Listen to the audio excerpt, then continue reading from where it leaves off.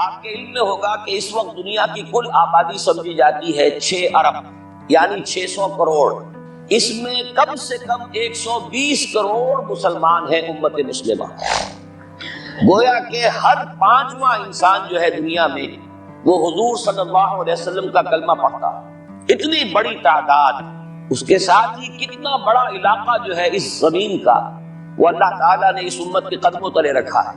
اگر آپ نے نقشہ دیکھا ہو دنیا کا تو آپ کو معلوم ہونا چاہیے کہ شمال میں جو بہت بڑا یہ نظر آتا ہے سائبیریا، روس کا علاقہ، یہ سب غیر آباد ہے. اس طرح شمالی امریکہ میں بھی کینیڈا سے اوپر بڑے بڑے آپ کو بر اعظم سے نظر آئیں گے، یہ سب غیر آباد ہے. جو آباد علاقہ ہے دنیا کا اور جو زرخیز علاقہ ہے دنیا کا، اس کا کتنا بڑا حصہ ہے کہ جو امت محمد صلی اللہ علیہ وسلم کے قدموں تلے. انڈونیشیا، ملائیشیا سے چلے آئیے، اس کے بعد مسلسل چاہے کہیں مسلمان اقلیت میں تھوڑے بہت ہیں، لیکن پھر بنگلہ دیش آتا ہے، بڑی عظیم اکثریت کا ملک ہے. پھر بھارت میں اگرچہ اقلیت میں ہے لیکن 20 کروڑ مسلمان بھارت میں اس وقت ہے.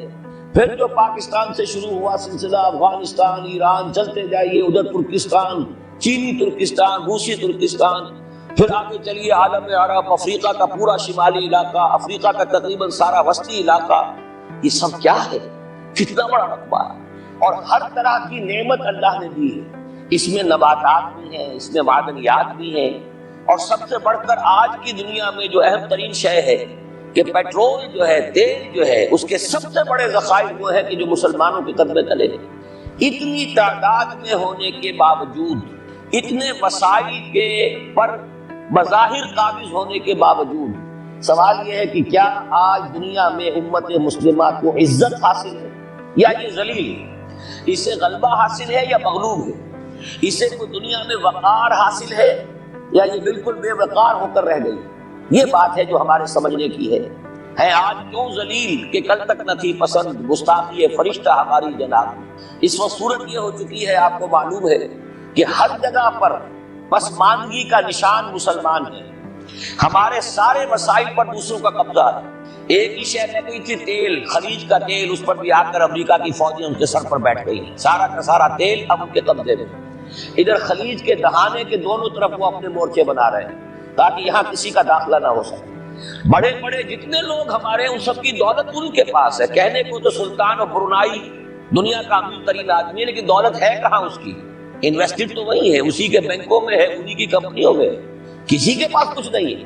سعودی عرب کے کوئی ڈالر ہے تو کہاں ہے؟ جیسے شہنشاہ ایران کا جو اثاثہ تھا، سرمایہ تھا، جو سارا کا سارا انہوں نے جو ہے وہ فریز کر لیا. تو یہ دولت تو ساری وہی ہے. کہنے کو ہے کہ آپ کے اکاؤنٹ میں اتنا روپیہ ہے، لیکن سوال یہ ہے کہ وہ اکاؤنٹ پھر واقعی کس کے قبضے میں؟ پھر آپ کو معلوم ہے کس طریقے سے مسلمانوں کے ساتھ سلوک ہو رہا ہے. ہر جگہ پر جہاں چاہے، جس طرح چاہے انہیں ستا لے.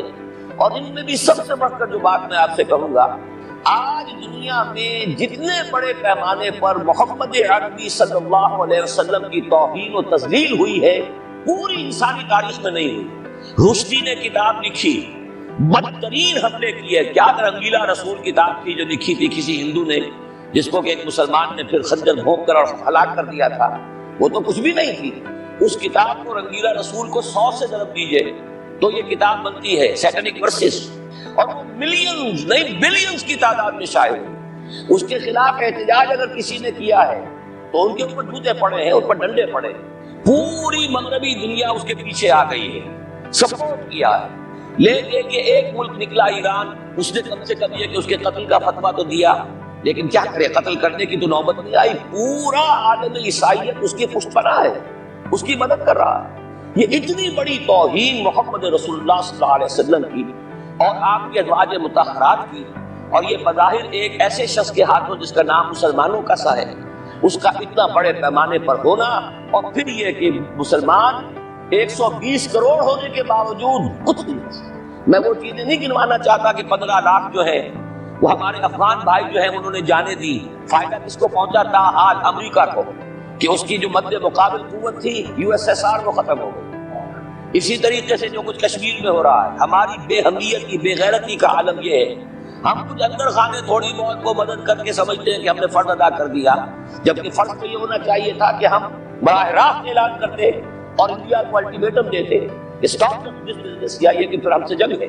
جنگ کا نتیجہ تو پھر اللہ جس کو چاہے دے گا. اگر انسان اللہ تعالیٰ پر اعتماد رکھتا ہو، توکل رکھتا ہو، اپنے موقف کی حقانیت پر بھی اسے یقین ہو، تو کم من فئۃ قلیلۃ غلبت فئۃ کثیرۃ، تاریخ میں ہمیشہ ہوتا آیا ہے کہ چھوٹی قوتیں جو ہیں ان کو غلبہ اللہ نے عطا کیا ہے بڑی قوتوں پر. لیکن بے غیرتی کا عالم یہ ہے، بے حمیتی کا عالم یہ ہے. زبانی کلامی ہم سے بڑا ہمدرد کوئی نہیں مسلمانان کشمیر کا. جس لیڈر کو دیکھو بڑھ چڑھ کر بیان دے گا، لیکن عملاً ہم کیا کر رہے ہیں؟ یہ ساری صورتحال جو میں نے آپ کو بتائی ہے، ویسے تو اب یہ کہ اگر اس میں ایک خاکہ سا میں نے آپ کے سامنے رکھا ہے، اس میں رنگ بھروں تو ظاہر ہے کہ پورا گھنٹہ اسی میں لگ جائے گا.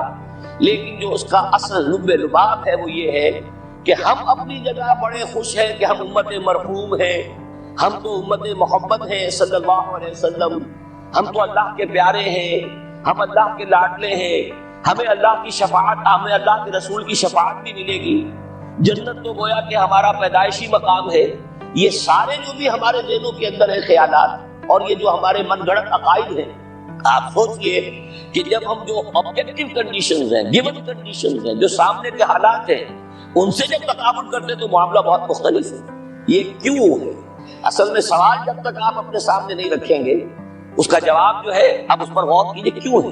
کیا اللہ تعالیٰ کو محمد الرسول اللہ کی عزت و حرمت پیاری نہیں ہے؟ کیا محمد الرسول اللہ اللہ کے پیارے نہیں ہیں، حبیب رب العالمین نہیں ہے؟ کیا اللہ تعالیٰ کو کفار سے زیادہ محبت ہے؟ کیا وجہ ہے؟ رحمتیں ہیں تیری اغیار کے کاشانوں پر، اور برف گرتی ہے تو بیچارے مسلمانوں پر.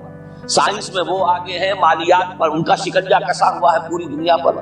تہذیب ان کی ہے، تمدن ان کا ہے، ہم تو ان کے کیمپ فالوورز ہیں، نقش قدم پر چل رہے ہیں. ہم تو ان کی صرف یہ کہ نقالی کر رہے ہیں. تو سوچئے وجہ کیا ہے؟ کیا اللہ کو کفر زیادہ پسند ہے اسلام سے؟ کیا اللہ کو محمد الرسول اللہ صلی اللہ علیہ وسلم کی عزت و حرمت کا کوئی خیال نہیں؟ سوچنے کی بات ہے. ظاہر بات ہے کہ ان سوالات کا جواب تو ہاں میں آپ نہیں دے سکتے، یقیناً ایسا نہیں ہے. حضرت ابو ہریرہ رضی اللہ تعالیٰ عنہ سے، اور صحیح مسلم ہے کی روایت جو میں سنا رہا ہوں، سمعت رسول اللہ صلی اللہ علیہ وسلم یقول، حضرت ابو ہریرہ فرماتے ہیں کہ میں نے سنا اللہ کے رسول صلی اللہ علیہ وسلم کو فرماتے ہوئے، ان اول الناس یقضى یوم القیامت علیہ، پہلا انسان قیامت کے دن جس کا مقدمہ طے ہوگا، فیصلہ ہوگا، رجل استشہد فأتي به، وہ ایک ایسا شخص ہوگا جو دنیا میں شہید شمار کیا جا رہا تھا، اللہ کی راہ میں جنگ کرتے ہوئے مارا گیا تھا، اسے جان دے دی تھی. فأتي به، اسے پیش کیا جائے گا. فعرفه نعمه، اللہ تعالیٰ اس کو اپنی نعمتیں گنوائے گا. دیکھو میں نے تمہیں جسم دیا تھا، بڑی صلاحیت دی تھی، طاقت دی تھی، ہمت دی تھی، حوصلہ دیا تھا. فعرفها، وہ پہچان لے گا ہاں پروردگار تیرا یہ فضل اور یہ کرم مجھ پر رہا ہے. قال فما عملت فيها، اب اللہ تعالیٰ پوچھے گے تم نے کیا کچھ کیا، میری نعمتوں سے تم نے کیا کام کیا. قال قاتلت فيك، وہ کہے گا اللہ میں نے تیرے لیے جنگ کری، جنگ میں حصہ لیا، حتی استشہدت، یہاں تک کہ میں شہید ہو گیا، میں نے اپنی جان دے دی. قال کذبت، اللہ فرمائے گا تم نے جھوٹ کہا. ولکنک قاتلت لان یقال جریء، تم نے جنگ کی تھی اس لیے کہ کہا جائے کہ بڑا جری ہے، بڑا بہادر ہے، کیا کہنے ہیں، استشاء سوار ہے. تم نے یہ تعریفیں کروانے کے لیے جنگ میں حصہ لیا.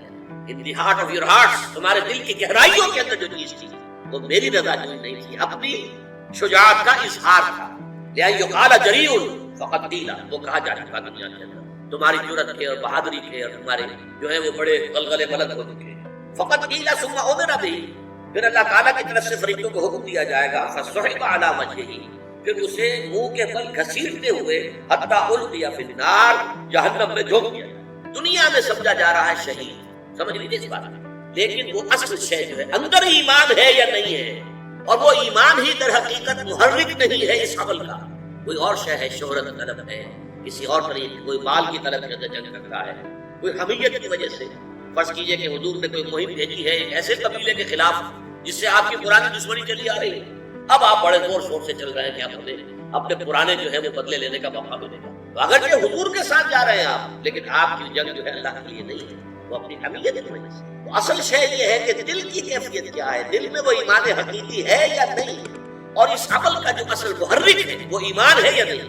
سنیے اس کے بعد وَرَجُلٌ، ایک دوسرا آدمی ہوگا، تعلم العلم، اس نے بڑا علم حاصل کیا، وعلمہ، اور خوب سکھایا، خوب علم کو پھیلایا، وقرأ القرآن، اور وہ قرآن مجید پڑھتا تھا، قاری تھا قرآن کا. فأتي به، اسے بھی پیش کیا جائے گا. فعرفہ نعمہ، اللہ تعالیٰ اس کو بھی اپنی نعمتیں جتلائے گا، میں نے تم پر یہ احسانات کیے تھے. فعرفہ، تو وہ پہچان لے گا ہاں پروردگار یقیناً تیرے دل پر یہ شاہکار ہے.